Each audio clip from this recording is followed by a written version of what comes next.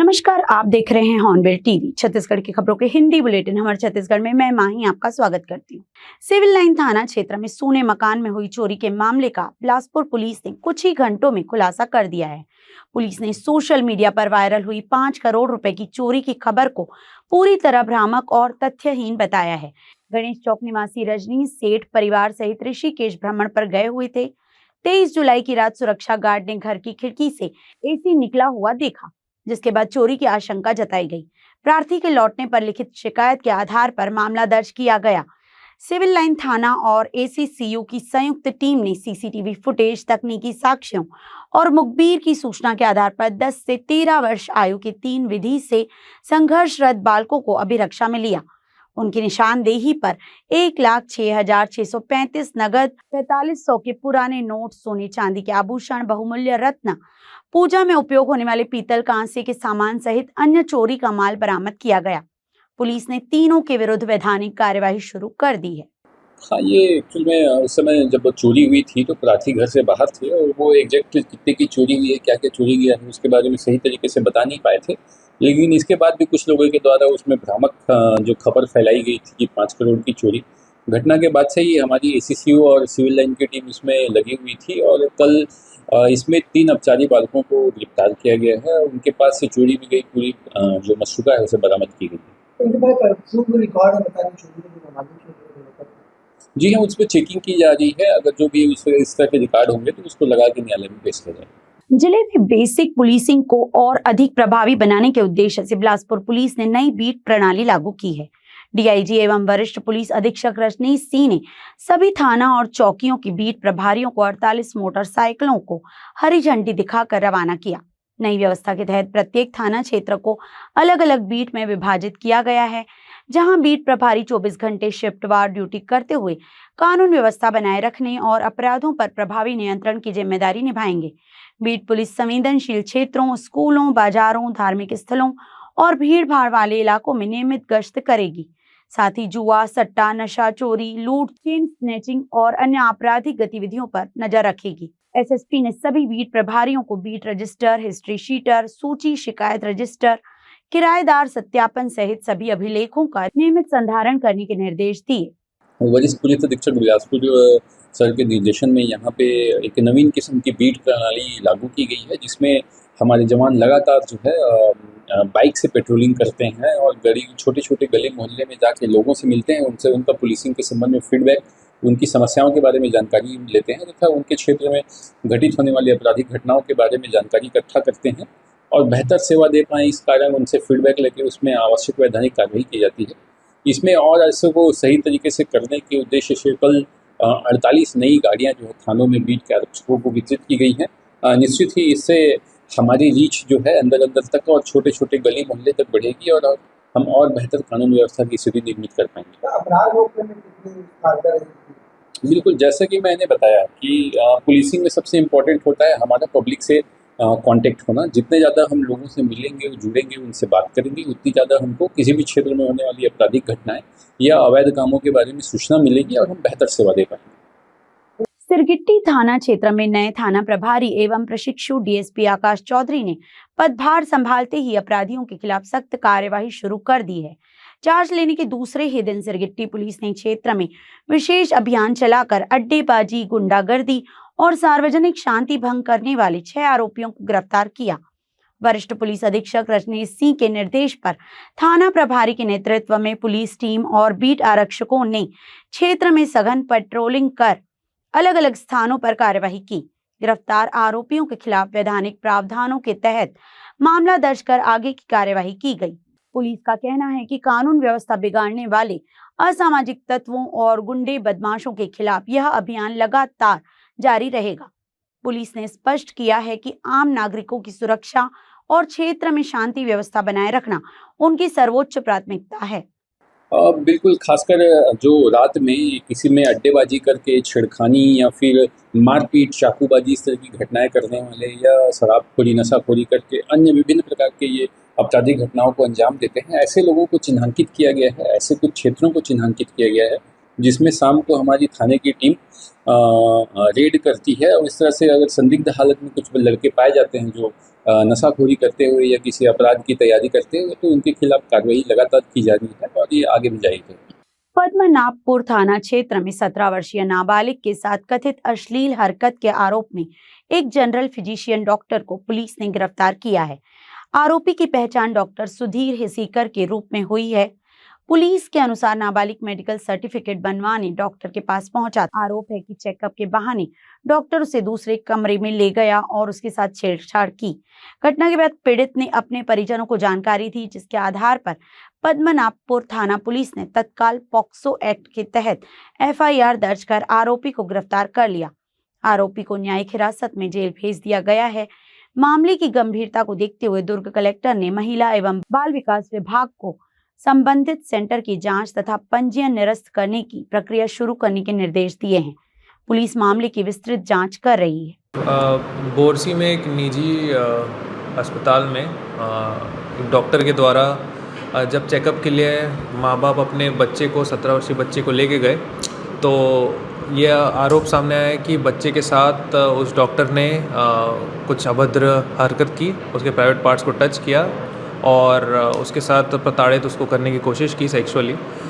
जिसके बाद जो पीड़ित पक्ष है वो हमारे पास आए थे रात को, और जिसके बाद संज्ञान में लेते हुए पद्मनाभपुर थाना पुलिस ने अपराध दर्ज कर दिया है और जो आरोपी डॉक्टर है उसको गिरफ्तार कर लिया है और उसको हम न्यायिक रिमांड पर भेज रहे हैं। सर, आरोपी ने अपना क्या पक्ष रखा, कोई बातें बोली? नहीं, देखिए, जब सेंसिटिव ऐसे मामले होते हैं तो जनरली आरोपी पक्ष का तो यही कहना है कि मेडिकल चेकअप कर रहा था, उसका ऐसा कुछ चीज़ सामने नहीं आई है, बट क्योंकि केस सेंसिटिव है तो इसमें हमने गिरफ्तारी कर ली है और आगे हम उन्हें न्यायिक रिमांड पर भेजेंगे। किन धाराओं के तहत मामला दर्ज किया? पॉक्सो के अंडर हमने मामला दर्ज किया। अयोध्या के श्री राम मंदिर में कथित चढ़ावा चोरी के मुद्दे को लेकर बोदरी में कांग्रेस ने अनोखे अंदाज में विरोध प्रदर्शन किया। ब्लॉक कांग्रेस कमेटी अध्यक्ष गीतांजलि कौशिक और पूर्व विधायक सियाराम कौशिक के नेतृत्व में महिलाओं ने सिर पर मटकी रखकर रैली निकाली और राम मंदिर पहुंचकर प्रतीकात्मक रूप से मटकी फोड़कर विरोध दर्ज कराया। चकरभाटा के हनुमान मंदिर से शुरू हुई रैली में बड़ी संख्या में कांग्रेस कार्यकर्ता शामिल हुए। मटकियों पर पाप का घड़ा भर गया है, चौकीदार चोर है और मंदिर चंदा चोरी जैसे नारे लिखे गए थे। ब्लॉक अध्यक्ष गीतांजलि कौशिक ने श्री राम मंदिर को करोड़ों लोगों की आस्था का केंद्र बताते हुए कथित मामले की निष्पक्ष जांच और दोषियों पर कड़ी कार्यवाही की मांग की। वहीं पूर्व विधायक सियाराम कौशिक ने केंद्र सरकार पर निशाना साधते हुए कहा कि कार्यवाही होने तक कांग्रेस का विरोध जारी रहेगा।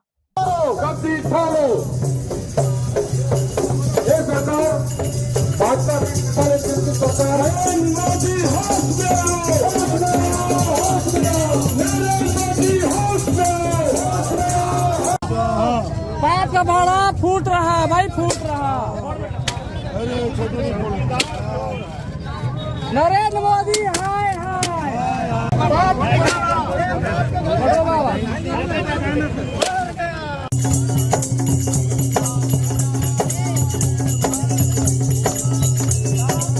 हम लोग बिल्हा ब्लॉक कांग्रेस कमेटी के नेतृत्व में एक दिवसीय पद यात्रा राम मंदिर के चढ़ावा चोरी के मामले को लेकर के हम लोग किए हैं।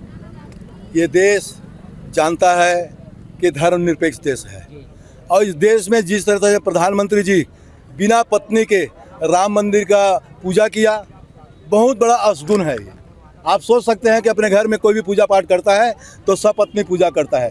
क्या उनके बीच में उनकी पत्नी गई थी? भारत के राष्ट्रपति द्रौपदी मुर्मू को भी वहाँ पर साथ नहीं लिया गया। वहाँ पर ना कलश की स्थापना की गई, ना झंडारोहण किया गया। ये बड़ा अनर्थ देश के लिए हो रहा है। इस बात को लेकर के हम लोग संदेश देने के आए हैं। मटकी निकाल करके क्या अनोखा प्रदर्शन किया है, क्या इसका कारण बताएंगे? निश्चित रूप से हम लोग मिट्टी निकाल करके ये प्रदर्शन किए हैं कि भारत भूमि के साथ बहुत बड़ा अन्याय हुआ है। भारत हमारी माता है, छत्तीसगढ़ हमारी माता है। विश्व में किसी भी प्रांत को, देश को माता नहीं कहा जाता, लेकिन हम लोग भारत को माता कहते हैं। इस भारत माता के साथ अपमान हुआ है कि बिना पत्नी के राम मंदिर के निर्माण में और उसकी स्थापना में, पूजा में जो अनर्थ हुआ है, उसके लिए हम लोग ये मिट्टी का, क्या लगता है पत्नी के साथ रूप से पत्नी के साथ में अगर ये कार्यक्रम किया होता तो चंदा चोरी नहीं होता और देश में असगुन भी नहीं होता। करोड़ों भारतीयों के आस्था, विश्वास और भावनाओं की चोरी की गई है। अयोध्या के श्री राम मंदिर राम मंदिर का निर्माण हुआ है, उसमें विभिन्न प्रकार के जो चढ़ावा चढ़ा गया है, दान दिया गया है, उसका चोरी हो गया है। उसका हम लोग सब विरोध कर रहे हैं। साथ ही साथ ऐसे दोषियों के लिए सख्त कार्रवाई होनी चाहिए जो करोड़ों लोगों के आस्था और विश्वास से खिलवाड़ करते हैं। और आप लोगों को मैं ये भी कहना और बताना चाहूँगी कि जो छत्तीसगढ़ राज्य है वो हमारे प्रभु श्री रामचंद्र जी का नैनीताल है, और हम लोग उनके इस तरह की जो चोरी हुई है उनके चढ़ावा और चंदा में, उसको कतई बर्दाश्त नहीं करेंगे और ऊंची आवाज को उठाएंगे जब तक कि उन चोरों के विरुद्ध कोई कड़ी कार्रवाई न हो जाए। छत्तीसगढ़ हाई कोर्ट ने धरसीवा विधायक एवं बॉलीवुड अभिनेता अनुज शर्मा से जुड़े कथित सोशल मीडिया ट्रोलिंग मामले में सख्त रुख अपनाया है। अदालत ने प्रथम दृष्टया मामले को गंभीर मानते हुए सोशल मीडिया पर प्रसारित आपत्तिजनक post, mark photo, edited video और अश्लील सामग्री तत्काल हटाने के निर्देश दिए हैं। साथ ही संबंधित सोशल मीडिया प्लेटफॉर्म और अकाउंट संचालकों को नोटिस जारी कर जवाब भी तलब किया है। याचिका में अनुज शर्मा ने आरोप लगाया है कि फेसबुक, इंस्टाग्राम, एक्स और यूट्यूब पर फर्जी और बेनाम अकाउंट्स के जरिए उनकी और उनके परिवार की छवि धूमिल करने का प्रयास किया जा रहा है। सुनवाई के दौरान अदालत ने बिना अनुमति किसी की पहचान, फोटो, आवाज के दुरुपयोग को गंभीर विषय मानते हुए मामले की सुनवाई जारी रखी। अनुज शर्मा ने कहा कि अभिव्यक्ति की स्वतंत्रता का सम्मान है, लेकिन किसी की गरिमा और निजता से खिलवाड़ स्वीकार नहीं किया जा सकता। बिलासपुर जिला अधिवक्ता संघ के द्विवार्षिक चुनाव के परिणाम घोषित हो गए हैं। अध्यक्ष पद पर अधिवक्ता अनुराग वाजपेयी ने 380 मतों के बड़े अंतर से शानदार जीत दर्ज की। शनिवार को हुए मतदान में 2446 मतदाताओं में से 1819 अधिवक्ताओं ने मतदान किया, जबकि 17 डाक मतपत्र भी प्राप्त हुए।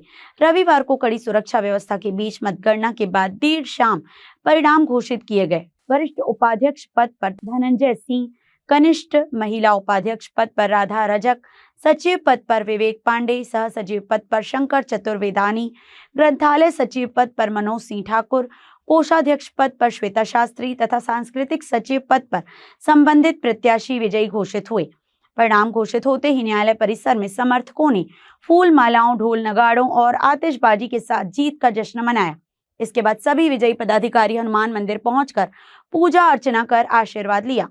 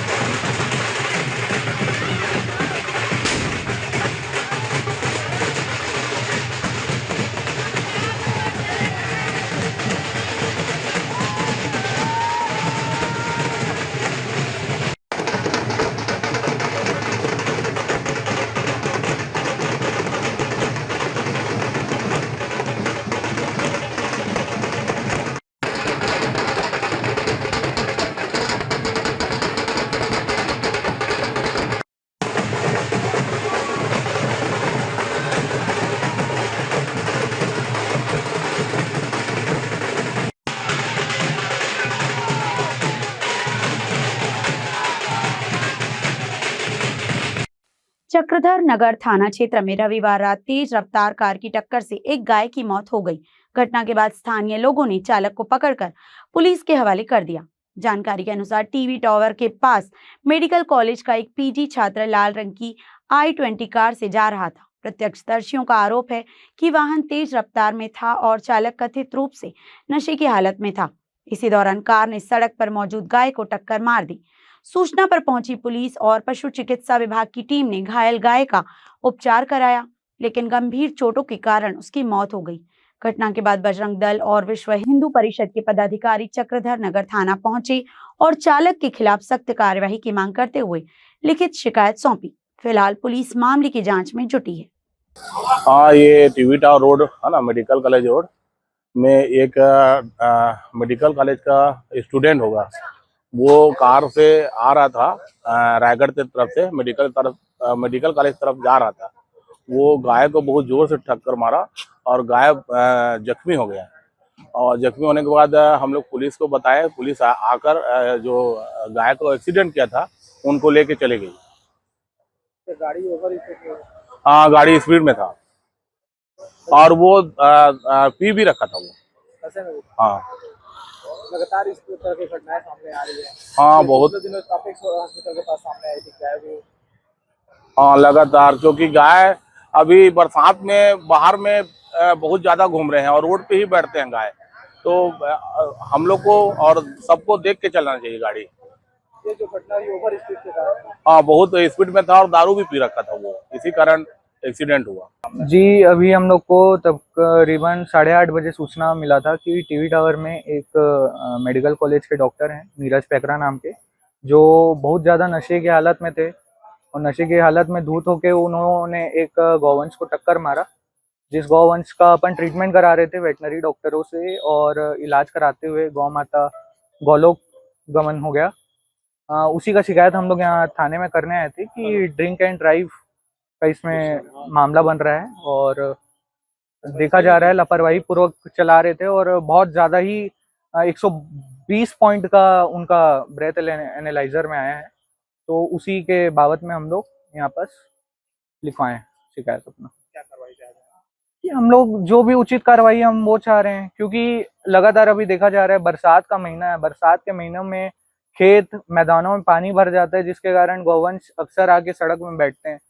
गाड़ी थोड़ा धीरे चलाना चाहिए और जिस हिसाब से वो पी रखे हैं 120 पॉइंट का, जैसा कि मैं बता रहा हूँ, और ब्रेथ एनालाइजर बताया है, तो उस हिसाब से तो कड़ी कार्रवाई अपन चाह रहे हैं। थाने में भी अभद्र व्यवहार किया जा रहा है। जी, उनके द्वारा थाने में भी हमसे गाली गलौज किया जा रहा है, धक्का मुक्की की जा रही है और बाहर हमारी गाड़ियों में भी तोड़फोड़ करने का कोशिश की जा रही है।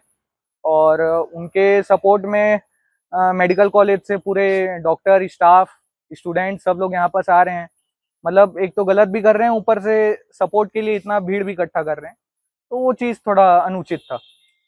बिलासपुर में बिजली व्यवस्था को डिजिटल और पारदर्शी बनाने की दिशा में बड़ा कदम उठाया जा रहा है। बिजली विभाग 1 अगस्त से सरकारी कार्यालयों में चरणबद्ध तरीके से प्रीपेड स्मार्ट मीटर लगाने की शुरुआत करेगा। विभाग के अनुसार पहले चरण में ब्लॉक स्तर से ऊपर के सभी शासकीय कार्यालयों में स्मार्ट मीटर लगाए जाएंगे, जबकि दूसरे चरण में ग्रामीण क्षेत्रों के सरकारी कार्यालयों को इस योजना से जोड़ा जाएगा।